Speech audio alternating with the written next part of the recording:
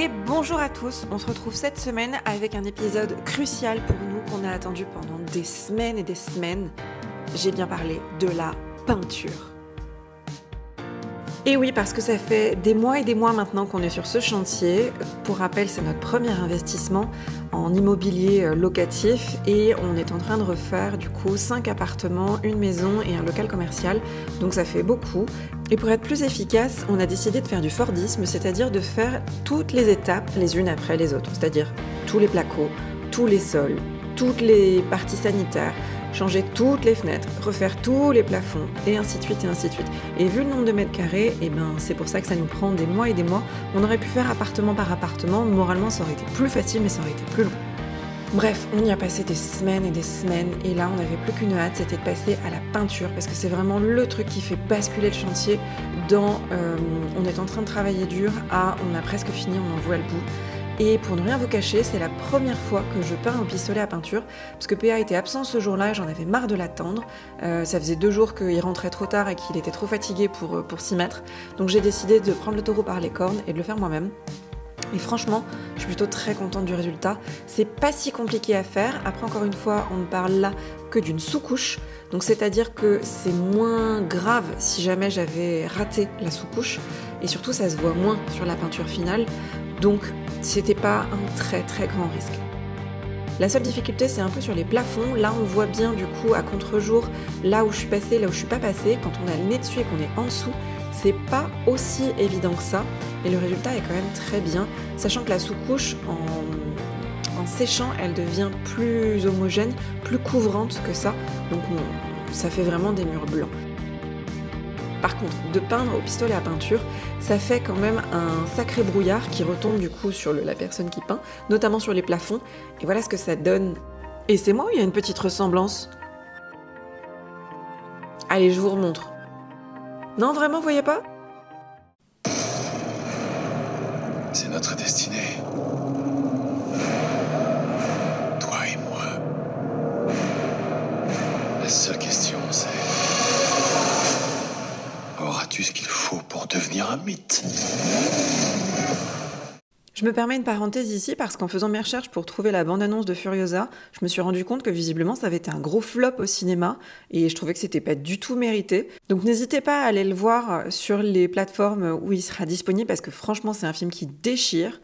Et c'est ce que mon prof de français de première appelait la catharsis, donc c'est-à-dire de prendre un certain plaisir ou se décomplexer en voyant un peu les autres souffrir.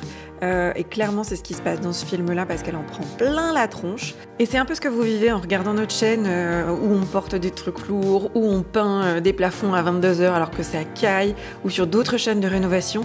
C'est un peu le fait d'être content que ça arrive aux autres et pas à soi.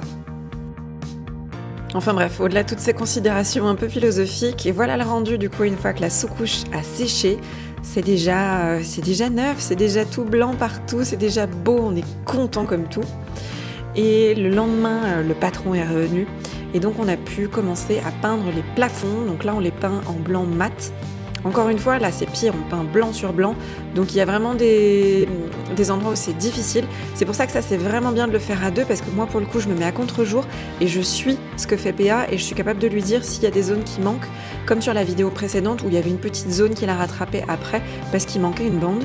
Et comme d'habitude, on a fait la première couche de jour et on voulait enchaîner, donc on a fait la deuxième couche dans la même journée, 4 ou 5 heures après. Ce qui fait qu'il faisait nuit noire. Donc pour le coup, moi je suis avec la lampe rasante pour éclairer PA pour qu'il voit quelque chose. Et comme ça, moi ça me permet aussi de suivre un peu, encore une fois, avec le reflet et de voir si tout est bien passé ou pas en peinture. J'avais fait la veille la passe de sous-couche sur les murs. Donc là les plafonds sont faits. Je vais même pouvoir accrocher mes poulettes en papier et mettre les spots. Et là, ce que je vais faire, je vais mettre du scotch rose partout pour délimiter les plafonds, puisque maintenant on va peindre les murs, toujours au pistolet.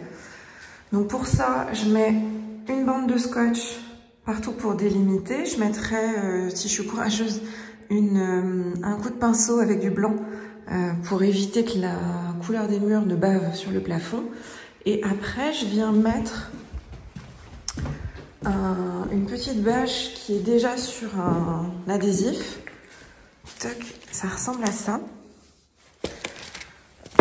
Ah, ça ressemble à ça. Et en fait, c'est des petits rouleaux. Donc là, on les trouve chez Action, en l'occurrence. C'est des petits rouleaux où il y a déjà une bande de scotch dessus. Et derrière, on a... Donc là, c'est une bâche un peu cartonnée, plastifiée, qui fait... Je crois que ça fait 30 cm. Ou 25. Et en l'occurrence, je viens mettre ça sur mon scotch. Je mets déjà un scotch, puisque ça, c'est des scotch roses. Donc, c'est des scotch pour les matériaux délicats. Donc, ça va éviter que, dans la mesure du possible, quand on va enlever les scotch, on enlève toute la peinture du plafond. Et en fait, si je ne mettais que ça, là, le scotch, il est quand même pas si puissant que ça. Et là, pour le coup, la peinture passe par en dessous. Et surtout, après la première couche, ça va être imbibé de peinture aussi, puisqu'on va déborder. C'est le principe. Et donc, ça va prendre du poids. Ce qui veut dire que si je mets que ça, en fait, ça tombe rapidement, ça s'écroule en fait directement. Donc, je viens le coller sur un scotch, c'est plus facile parce que ça colle mieux. Et puis, ça me permet de mieux délimiter mes angles en faisant ça. Et ça, pour le coup, je vais le mettre donc partout au plafond. Et je viendrai rajouter des petits morceaux de scotch pour le tenir en bonne et due forme au maximum. Mais du coup, voilà ce que ça donne avec les plafonds peints. Et c'est déjà... c'est déjà super beau. Et surtout, ça fait très lumineux, forcément. Hein. Une fois qu'on a tout peint en blanc, là, on se retrouve dans des pièces de vie qui sont quand même plutôt très agréables. Et ce qui veut dire qu'une fois qu'on a fait ça, donc je sais pas si on fera les 2 couches de peinture murale dans la journée. Au pire, on fera la deuxième demain matin, c'est pas très grave. Une fois qu'on a fait ça, on pourra se lancer sur toute l'installation des chauffages, des lumières, de toutes les lumières plafond. Et on pourra commencer à étudier la question des sols. Enfin, je dis étudier, on a déjà une petite idée. Mais pour pouvoir notamment récupérer les niveaux, parce que c'est un bâtiment qui a bougé. Donc là, si j'ai un rail sous la main pour vous montrer, justement. Si je prends un rail de placo, qui du coup, lui, est bien droit, en théorie, et que je le pose notamment ici, il n'est pas très loin, il doit faire 1,50 m. Et en fait, là je touche, là ça creuse, et là je touche. Et en fait, si on pose le stratifié directement dessus, en fait, en marchant là au milieu, il y aura un vide, en fait, ça va être naze. Donc on va voir comment on gère cette partie-là. Et puis là au milieu, on avait un ancien couloir, ce qui fait que le sol là était plus haut que lui, qui était plus haut que lui. Donc c'est chiant. Et puis surtout, nous on va mettre un seul et même sol sur toute la pièce. Donc si on le laisse comme ça va pas être joie. Donc on va faire différemment. Et puis là, pareil, on ne le voit pas à la caméra, mais ce sol-là est clairement incurvé. Donc on avait fait vérifier, on avait fait passer un ingénieur structure dans le bâtiment pour vérifier que tout était OK avant de lancer de tels travaux et que le fait que les planchers aient cintré, c'était pas grave. Pour le coup, ce n'est pas grave. Tout le reste est OK et visiblement, ça ne posera pas de problème. Mais bon, il va falloir qu'on le gère pour les sols sur cette partie-là. Sur la partie T2 en face, par exemple, on a une dalle béton. Là, on a d'anciennes traces de colle. Il y avait une espèce de vinyle moitié moquette, plein de poils bizarres là qui étaient collés dessus. Mais donc ça, on passera un coup de ponceuse rapidement juste pour enlever la surépaisseur potentielle. Et puis après, pour le coup, là, la dalle, elle est déjà nickel. Il y a une petite fissure, mais c'est pas dramatique. Et donc la dalle étant déjà nickel de niveau, enfin à peu près de niveau, mais en tout cas elle est plate. Donc ça veut dire qu'on pourra dérouler notre sous-couche. Et ça, typiquement, ça veut dire que demain midi, dans l'absolu, on peut poncer, les murs seront finis.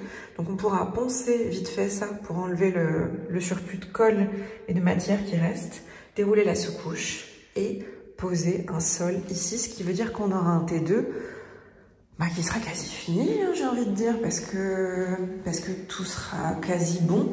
Il va manquer là la pose des sanitaires, du ballon d'eau chaude, et on attend encore la VNC. Donc là, pour le coup, il faudra installer la VMC et poser le petit morceau de faux plafond là qui manque. Ça, on le peindra au rouleau. Et puis après, là, il va manquer les meubles de cuisine et le meuble vasque qui va aller là. Puisque, donc là, on l'a protégé pour la peinture, mais on a déjà le bac.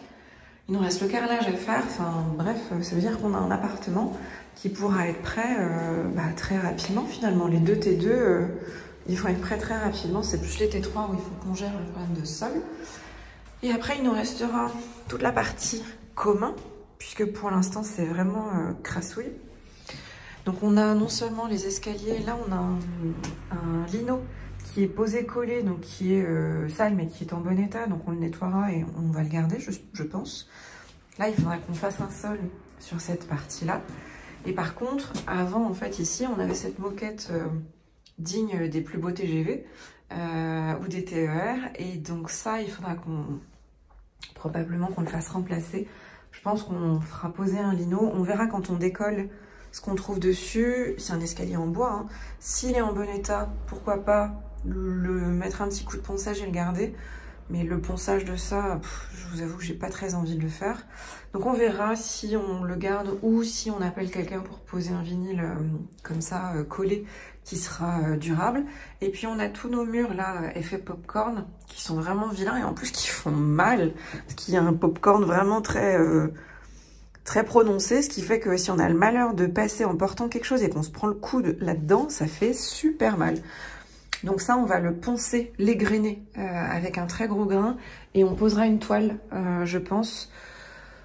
Pareil, c'est pas la solution la plus esthétique, mais par contre, dans des communs, il va y avoir des valises, il peut y avoir des meubles, il peut y avoir des poussettes, il peut y avoir n'importe quoi.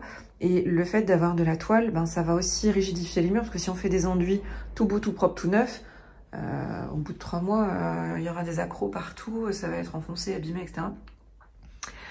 Donc il y aura ça, il y a de la moquette là, magnifique, à décoller, moquette orange. Donc ça, peut-être qu'on la peindra simplement, parce que pour le coup c'est pareil, la décoller ça va être chiant. Et on va se retrouver avec des traces de colle en dessous, vilaines. Donc peut-être qu'une des solutions ce sera juste de la peindre, parce que là il n'y aura pas de contrainte, hein, sur le dessous de l'escalier il n'y a pas de passage. Donc la peinture devrait tenir. Il faudra poncer la rambarde qui est vilaine. Et puis, il y a certains endroits où il manque des renforts comme ça, là. Donc, il faudra qu'on les remette. On en a certains. Je pense qu'on les a peut-être même tous. Donc, il faudra qu'on fasse ça pour les communs. Finir là, cette partie-là, c'est pareil, on le peindra à la main. Parce qu'au pistolet, ça aurait été... il y a beaucoup de choses à protéger. Et puis, on en aurait foutu partout dans les escaliers. Donc, bon, bref, on le fera au rouleau. Il n'y a pas grand-chose en termes de superficie. Et puis ça veut dire que on touche quand même au but. Et ça veut dire qu'on est déjà en train de regarder pour profiter des soldes et regarder pour acheter quelques meubles, des luminaires, enfin un petit peu tout, parce que les soldes terminent début février.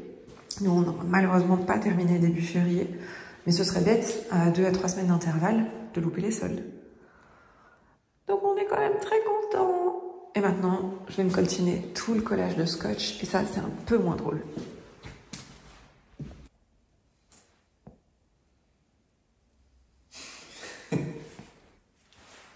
Bon, alors c'est le retour des cosmonautes. Après l'amiante, rassurez-vous, c'est pas la même combinaison, on les a jetés depuis. On va attaquer la peinture. Il est 18h45. 18h45, on n'a pas d'estimatif de délai. Comment ? 1 heure. Toi tu pars sur 1 heure, t'as le max, c'est ça, on t'entend pas trop. 1 heure, 1h15, je dis. 1h, 1h15. Sachant que hier, on a fait toute la deuxième couche et j'ai bien chargé sur les plafonds et on a mis un peu moins d'1 heure. Un petit peu moins d'1 heure. Donc là, on va attaquer tout ce qui est mur, donc tous les verticaux et il y a des endroits en fait qu'on a vérifié parce qu'on va les faire en papier peint avec des jolis papiers peints que vous verrez dans une dans une autre teinte, tout simplement. Teinte, exactement. Et là, on a un petit beige un peu très léger. C'est ça. Léger coup de gueule tant qu'à faire, tant qu'on y est. Enfin, c'est semi-coup de gueule parce qu'il nous a bien aidé tout de même. Wagner, Airless de chez Wagner. Là, il y a un 250R, mais bon, c'est le même délire que les 250M. On le voit là, de toute façon. Voilà, je l'ai mis complètement. Je l'ai mis au-dessus d'un seau, en fait, parce que là, il fuit, en fait, par la partie moteur. Donc, je l'ai mis au-dessus d'un seau, comme ça, moi, je récupère, parce que quand j'ai passé la sous-couche, j'ai passé 70 litres de sous-couche. J'ai dû perdre peut-être 3 litres de peinture, parce que ça goûtait. Là, il est pas en fonction, et il continue à goûter un petit peu, là. Donc, comme ça, au moins, on fait une boucle. Et on a vu... C'est la maladie qu'on a vu sur une vidéo que c'était c'est pour ça que YouTube c'est intéressant pour les partages. C'est la maladie, on voit complètement là, il est en train de goûter sur le truc. C'est la maladie sur les Wagner, soit le bloc moteur carrément fuit, soit il y a un joint à l'intérieur qui est mal dimensionné ou qui devient compliqué à l'usage pour cette partie-là, pour toute la pression qu'il y a à l'intérieur. Enfin bref, ça fuit quoi. Et du coup ça fuit. Donc on va changer le joint, et si on ne change pas le joint, on va pas s'embêter, parce que Wagner, je sais très bien qu'ils vont pas nous le prendre en SAV, il est trop vieux, et puis de toute façon, vu la tête qu'il a, il nous a déjà servi. Sur internet, ils disent que c'est juste 70 € pour le faire, ils le prennent pas à leur charge, mais c'est 70 €, ils ne l'auraient pas. Pour le... Oh, bah, ça va, c'est correct. Oui, mais le truc, c'est que 70 €, quand vous avez cette machine-là, si vous êtes, nous on est peintre occasionnel, mais si vous êtes peintre en permanence, votre appareil est immobilisé pendant on ne sait pas combien de temps. Oui, mais encore une fois, Pierre, les gens qui nous regardent, c'est pas des peintres en permanence, donc on s'en fout. Eh bien... S'il y en a un parmi tous les gens qui vont regarder cette vidéo, c'est le max. Si vous n'êtes pas un professionnel, il faut contredire cette dame. Et dites-lui qu'en fait c'est embêtant quand vous avez des équipements, que ce soit un airless ou autre chose, qui sont immobilisés pendant tant de temps. Ça vous demande de louer par la suite et tout. Donc voilà, on va attaquer, on vous tient au jus, puis dans tous les cas, il y aura des petits plans de coupe au fur et à mesure de la première couche. Et j'ai collé là, on a collé tous nos petits scotch partout, là on les devine un peu. Et en fait, à la base, on voulait mettre là le truc de bâche que je vous avais montré.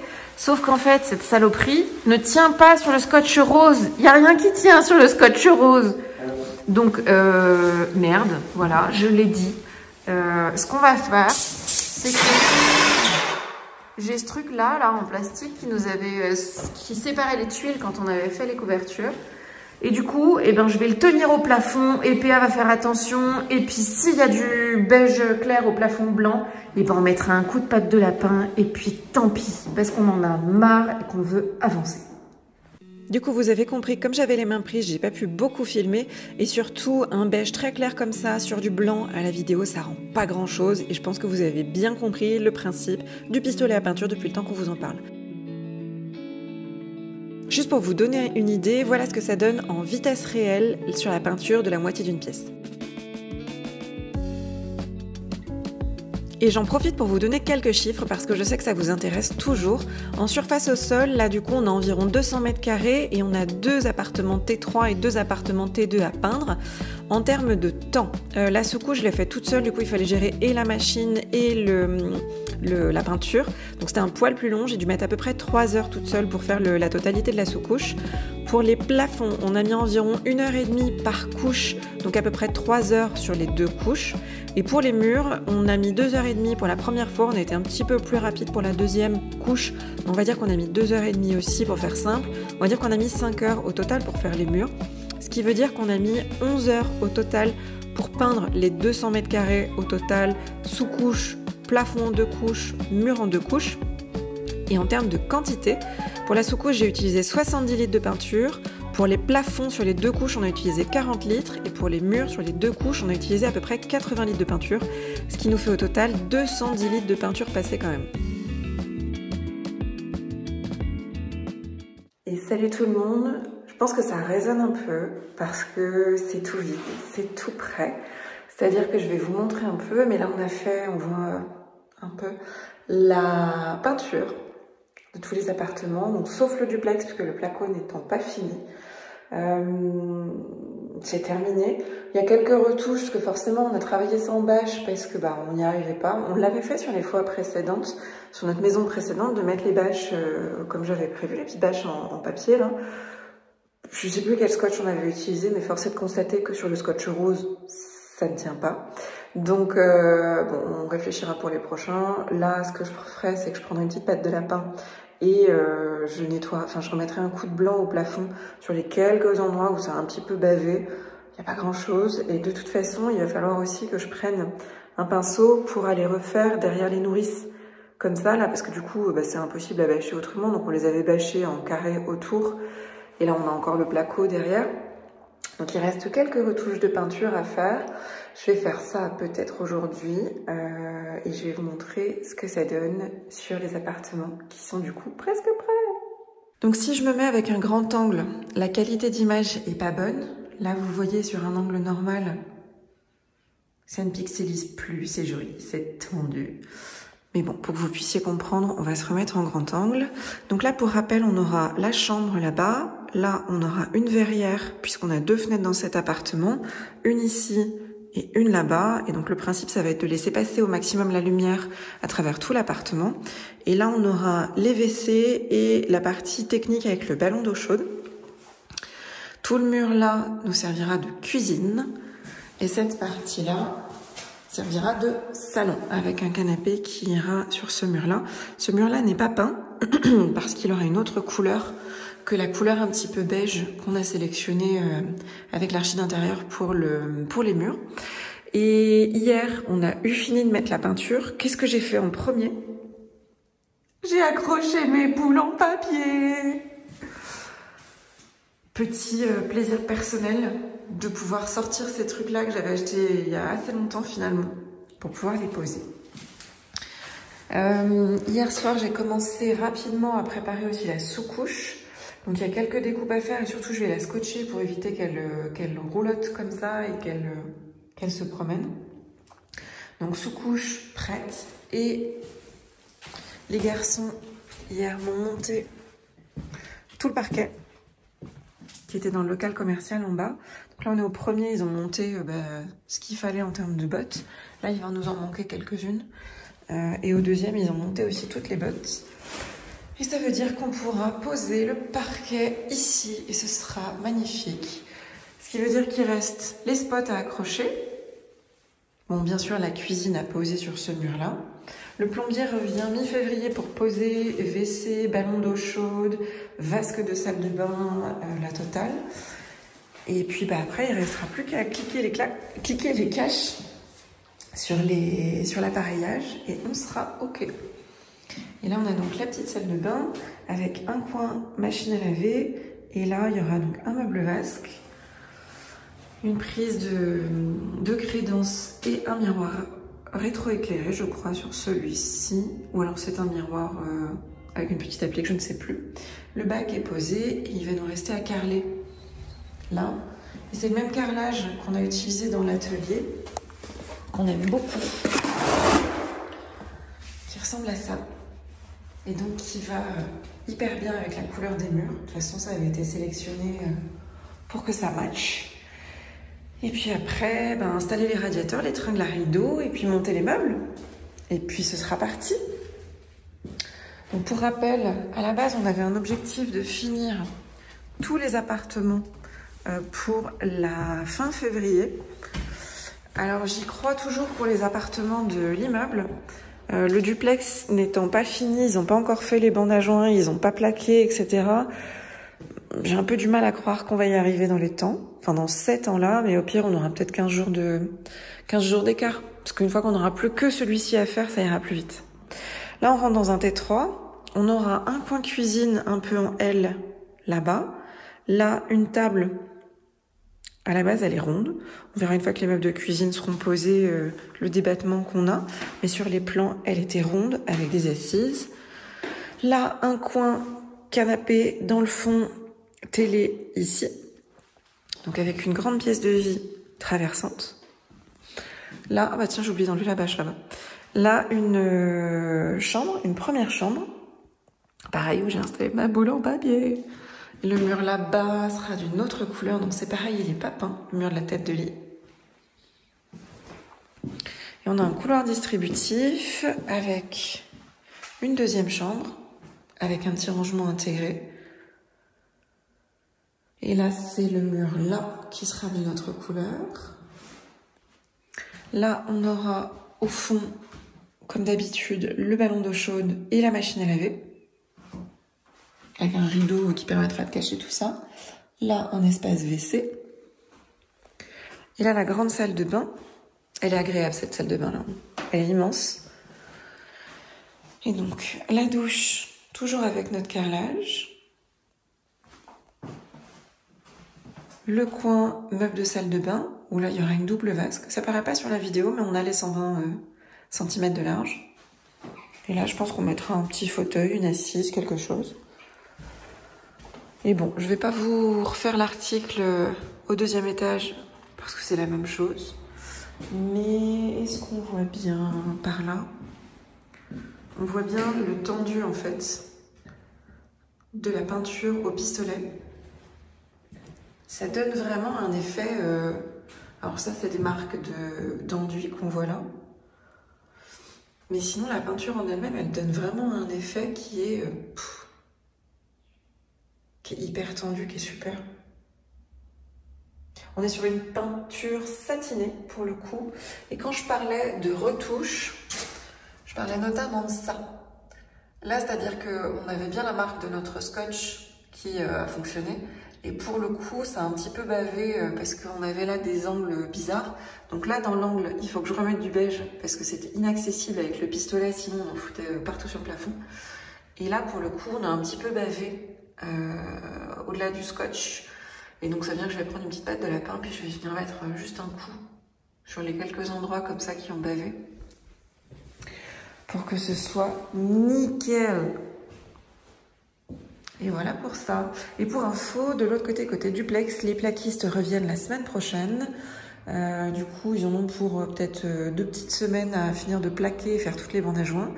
Et le plombier est passé cette semaine, passage éclair, pour nous poser le bac à douche du duplex.